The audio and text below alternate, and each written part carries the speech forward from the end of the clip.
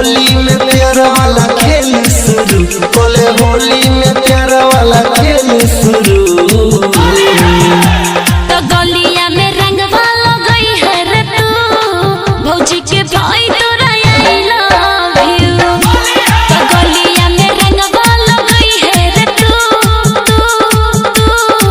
भौजी के भाई तोरा I love you. Love you too more सोना, भौजी के भाई तोरा आई लव यू। आप सुन रहे हैं युवा स्टार म्यूजिक की शानदार प्रस्तुति।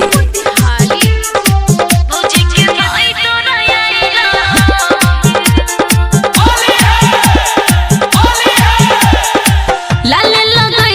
लगई है रंग पीला, होली के दिन आई है हमरा से मिला।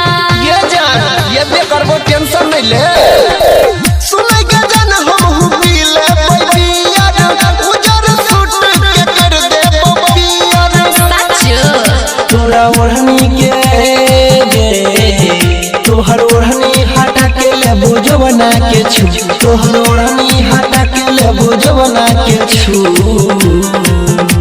तो गलिया में रंग वाला गई है रे तू, भौजी के भाई तोरा आई लव यू।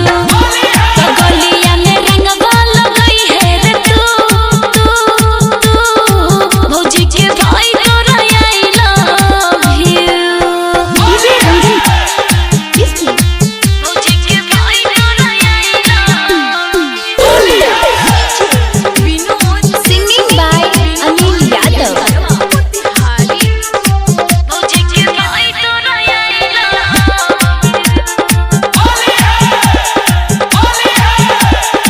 सुनैया नील करबो तोरे इंतजार रे, जना से ज्यादा करै छियो प्यार रे, जना से ज्यादा करै छियो हम छियौ जान तोरे दीवाना, तोरा बिना नीक लागे ने खाना।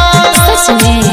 ये गोपाल से गे परवीन से चोली रंगावा ले न तू, ये अनिल से चोली रंगावा